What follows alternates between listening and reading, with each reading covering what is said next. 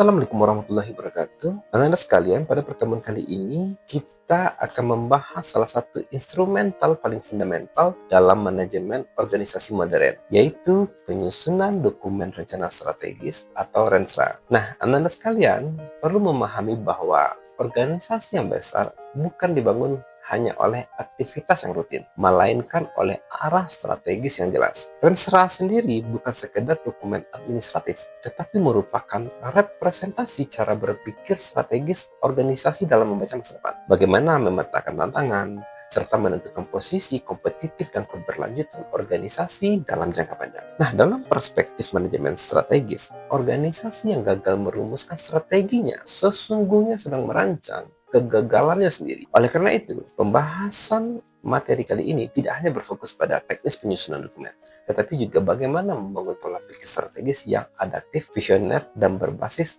analisis lingkungan. Adapun bahasa materinya adalah, yang pertama, dimulai dari tahap persiapan dan analisis situasi, kemudian masuk pada perumusan visi misi dan tujuan, dilanjutkan strategi dan rencana program, hingga implementasi, monitoring, dan evaluasi. Nah, anak-anak sekalian perlu memahami bahwa penyusunan rencana strategi adalah proses yang integratif. Kesalahan dalam satu tahapan akan mempengaruhi keseluruhan kualitas strategi organisasi. Misalnya, apabila analisis situasi dilakukan secara dangkal, maka visi yang dihasilkan akan bersifat normatif dan tidak kontekstual. Begitu pula, apabila strategi tidak disusun berdasarkan data dan kapasitas organisasi, maka implementasinya hanya akan menjadi formalitas birokrasi. Karena itu, rencana strategi harus disusun berbasis evidence-based planning, bukan sekedar copy-paste dokumen sebelumnya. Nah, pada tahap awal ini, yang disebut sebagai tahapan persiapan dan analisis situasi, bahwa organisasi harus melakukan proses refleksi strategis terhadap kondisi internal maupun eksternal. Dalam teori strategic management, organisasi tidak bisa membuat keputusan hanya berdasarkan asumsi. Karena organisasi harus memahami siapa dirinya, berada di posisi yang mana, menghadapi ancaman apa, memiliki keunggulan apa, dan kemana organisasi akan bergerak. Karena analisis situasi merupakan fondasi berpikir strategis. Jika fondasinya lemah, maka strategi yang dibangun akan rapuh, dan karena itu tahap ini membutuhkan kemampuan analisis tinggi, kemampuan membaca data, bagaimana memahami tren pada lingkungan, dan melakukan forecasting terhadap perubahan masa depan. Dan pada era disrupsi saat ini, organisasi yang tidak mampu membaca perubahan lingkungan akan mengalami strategic lag, yaitu kondisi ketika organisasi tertinggal karena strategi yang digunakan sudah tidak relevan dengan perubahan zaman. Pertanyaan besar yang perlu kita renungkan adalah, mengapa ada organisasi yang mampu bertahan puluhan bahkan ratusan tahun, sementara sebagian lainnya runtuh dalam waktu yang singkat? Jawabannya bukan semata karena modal atau teknologi, tetapi karena kemampuan organisasi membangun strategic sustainability. Karena organisasi yang bertahan lama biasanya memiliki visi yang jelas, kepemimpinan strategis, budaya yang adaptif, inovasi yang berkelanjutan, dan kemampuan membaca perubahan lingkungan. Namun sebaliknya, organisasi yang gagal umumnya mengalami krisis arah, lemahnya kepemimpinan, resistensi terhadap perubahan, serta kegagalan dalam membaca kebutuhan stakeholder. Anak-anak sekalian perlu memahami bahwa dunia organisasi saat ini berada pada lingkungan VUCA, yaitu volatility, uncertainty, complexity, dan ambiguity. Dalam situasi seperti ini, organisasi tidak cukup hanya bekerja keras. Organisasi harus bekerja secara strategis. Nah, karena itu, rencana strategi atau RENSRA menjadi instrumen penting untuk memastikan organisasi tidak berjalan tanpa arah. Dalam rencana strategis terdapat 4 elemen fundamental, yaitu visi, strategi, tujuan jangka panjang, dan evaluasi.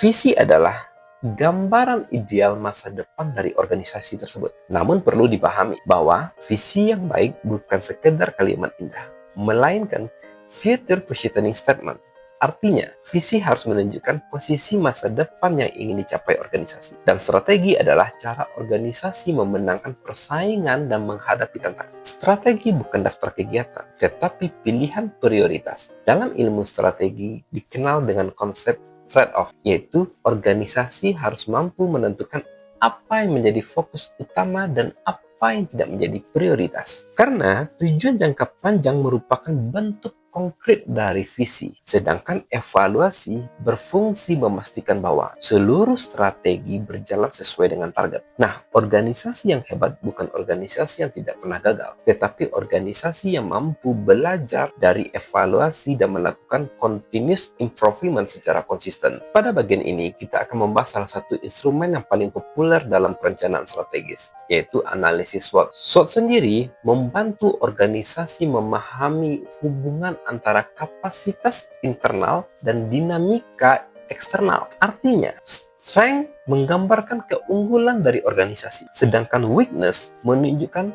keterbatasan internal, dan opportunities merupakan peluang yang datang dari luar, dan threat adalah ancaman yang harus diantisipasi. Namun Anda perlu memahami bahwa SWOT bukan sekedar membuat tabel 4 kotak. Kesalahan terbesar yang sering terjadi pada organisasi adalah berhenti pada identifikasi tanpa menghasilkan strategic insight. Karena analisis SWOT yang baik harus mampu menjawab bagaimana kekuatan digunakan untuk memanfaatkan peluang. Dan analisis SWOT yang baik harus mampu menjawab bagaimana kelemahan diminimalkan. Dan analisis SWOT yang baik harus mampu menjawab bagaimana ancaman bisa diantisipasi. Selain SWOT sendiri, organisasi juga harus mampu mengevaluasi kapasitas sumber daya. Strategi yang baik harus realistis terhadap kemampuan organisasi. Banyak organisasi gagal bukan karena strateginya yang buruk, tetapi karena kapasitas sumber dayanya yang tidak mendukung implementasinya.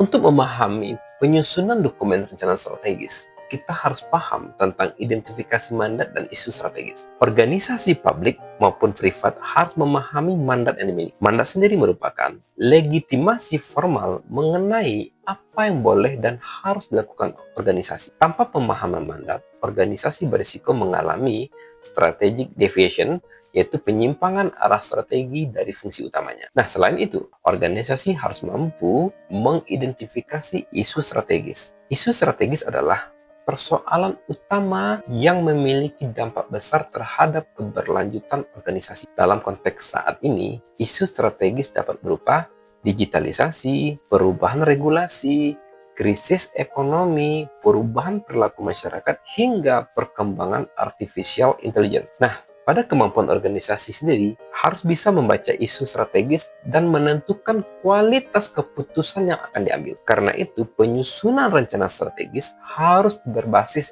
environmental scanning yang kuat. Di dalam penyusunan dokumen strategis, ada yang disebut sebagai pemetaan stakeholder. Karena tidak ada organisasi yang hidup sendirian. Setiap organisasi selalu berada dalam ekosistem stakeholder. Stakeholder sendiri bukan hanya pihak yang menerima manfaat, tetapi juga pihak yang dapat mempengaruhi keberhasilan atau kegagalan organisasi. Karena itu, pemetaan stakeholder menjadi sangat penting. Karena organisasi harus bisa memahami siapa stakeholder utamanya, bagaimana tingkat pengaruhnya, bagaimana kepentingannya, dan bagaimana strategi komunikasi yang tepat dilakukan. Di dalam teori stakeholder manajemen, organisasi yang gagal mengelola stakeholder akan mengalami konflik legitimasi. Misalnya, program organisasi yang mungkin bagus secara internal, tetapi gagal diterima masyarakat karena tidak memperhatikan kebutuhan stakeholder. Maka, strategi yang baik harus bersifat partisipatif dan kolaboratif. Setelah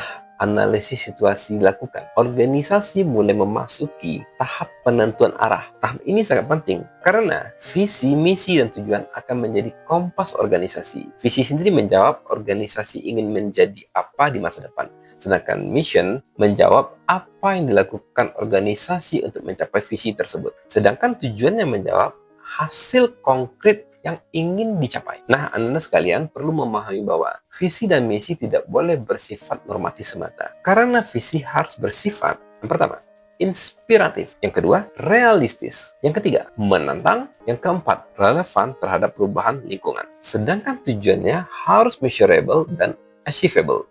Dalam pendekatan modern, organisasi yang tidak memiliki tujuan terukur akan kesulitan melakukan evaluasi kinerja. Visi dan misi organisasi tidak boleh disusun secara terpisah dari konteks pembangunan yang lebih luas. Karena itu, diperlukan strategic alignment atau penyelarasan strategis. Karena dalam organisasi publik, visi dan misi harus selaras dengan yang pertama, RPJMD. Yang kedua, ada kebijakan nasional. Yang ketiga, terlihat adanya agenda pembangunan. Yang keempat, harus ada kebutuhan masyarakat. Nah, selain itu, visi dan misi juga harus mencerminkan identitas organisasi. Identitas organisasi merupakan kombinasi antara nilai, budaya, karakter, dan keunggulan organisasi. Nah, anak-anak sekalian perlu memahami bahwa organisasi yang kuat adalah organisasi yang memiliki strategic identity yang jelas. Artinya, masyarakat itu harus mengetahui apa peran dari suatu organisasi itu. Yang kedua, apa kontribusi yang diberikan organisasi tersebut. Yang ketiga, apa nilai utama yang dibawanya. Namun pada akhirnya, penyusunan visi dan misi bukan hanya aktivitas administratif, melainkan proses membangun masa depan organisasi secara sadar dan terarah. Nah, setelah visi dan misi dirumuskan, organisasi harus menerjemahkan ke dalam tujuan strategis. Tujuan strategis berfungsi sebagai jembatan antara cita-cita organisasi dan implementasinya di lapangan. Karena tujuan tidak boleh bersifat abstrak, tujuan dari perumusan strategis harus jelas. Yang pertama, spesifik. Yang kedua, terukur. Yang ketiga, realistis. Yang keempat, relevan. Yang kelima adalah memiliki batas waktu. Di dalam pendekatan strategic planning modern, tujuan strategis yang digunakan untuk memastikan seluruh sumber daya organisasi bergerak pada arah yang sama. Tanpa tujuan strategis yang jelas, organisasi akan mengalami fragmentation of effort, yaitu kondisi ketika setiap unit bekerja sendiri-sendiri tanpa integrasi arah. Karena itu, tujuan strategis harus mampu menjawab perubahan apa yang ingin dicapai, dampak apa yang diharapkan, dan indikator keberhasilan apa yang akan digunakan.